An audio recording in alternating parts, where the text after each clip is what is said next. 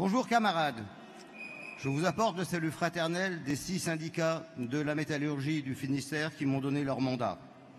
Comme vous voyez, je n'ai pas de chasuble métaux, parce que moi je croyais que c'était un congrès confédéral et pas le congrès de la Fédération des métaux.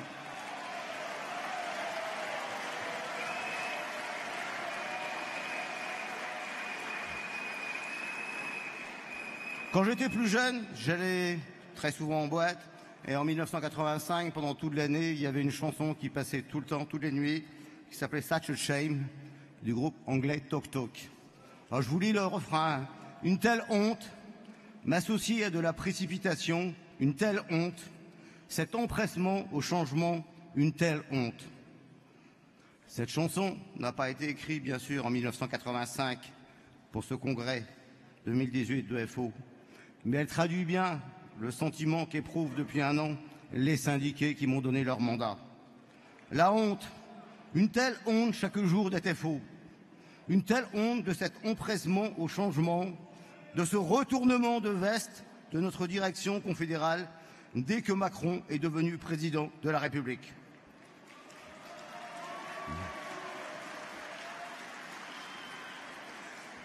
Bien sûr, nous avons eu avant des désaccords, même avant l'élection de Macron, en avril 2017, sur l'accord UNEDIC, qui a supprimé 1 an d'indemnisation aux chômeurs de 50 à 53 ans et 6 mois à ceux de 54 et 55 ans.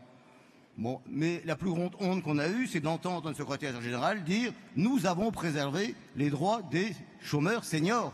Enlever 1 an d'indemnisation et venir dire « On a préservé les droits ». Alors là, moi, je ne peux pas expliquer ça aux gens de mon entreprise. Hein.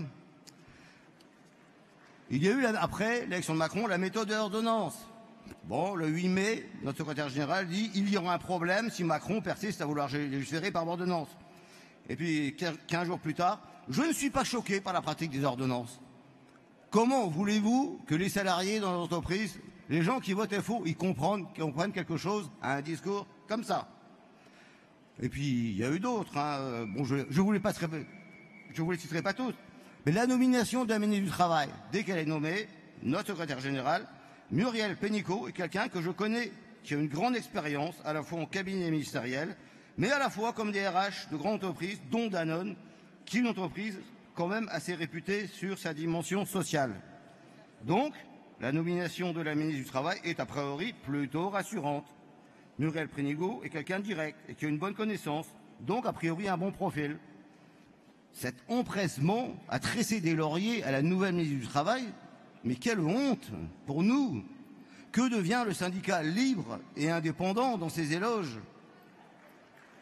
Notre secrétaire général a quand même raison sur un point. Danone est une entreprise sociale puisqu'elle a versé près de 5 millions d'euros en 3 ans à sa DRH Muriel Pénicaud.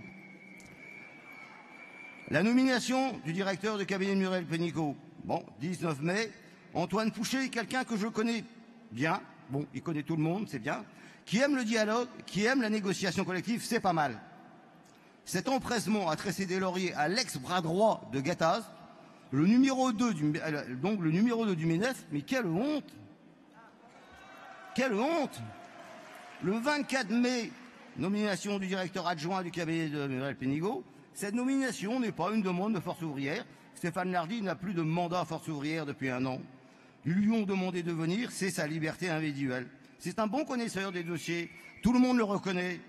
L'ex-bras droit du patron du FO, qui devenant le bras droit de l'ex-bras droit du patron du MENEF pour démanteler le Code du travail.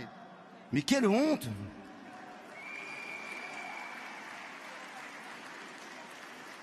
La casse du Code du travail du 1er septembre. Il y a des reculs dans cette loi.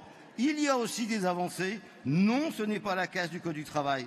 Le modèle social n'est pas remis en cause. 14 journées de grève et de manifestation contre la loi El Khomri, 10 fois moins pire que les ordonnances Macron. Pour entendre ça, mais quelle honte! Camarade, il te reste 30 secondes. Ouais. Nous avons lu et relu les fiches pratiques sur les ordonnances transmises par le secrétaire général. Nous avons vu l'ampleur des reculs et de la casse, et nous n'avons pas trouvé les avancées. Cet empressement au changement, ce retournement de veste, quelle honte! Le plafonnement des indemnités de prud'homal et licenciement. Le 18 février, lors de l'Alcomerie, c'était un des casus belli. 14 décembre 2017, le plafonnement des indemnités prud'homales peut déverrouiller psychologiquement peut-être des chefs d'entreprise, ceux qui pensent qu'ils ne peuvent pas recruter parce que ça risque de leur coûter trop cher. Je vais conclure, je vais y arriver, je vais conclure. Bon, je passerai, parce qu'on va me couper, la concertation, de quoi on parle, de quelques réunions tête à tête, vu l'ampleur du projet, des négociations secrètes. Conclue, camarade. Je conclus, s'il te plaît. Hein. Il y a d'autres qui ont bien dépassé plus que ça. Voilà. Non, tu as 30 secondes, tu as dépassé de 30 secondes.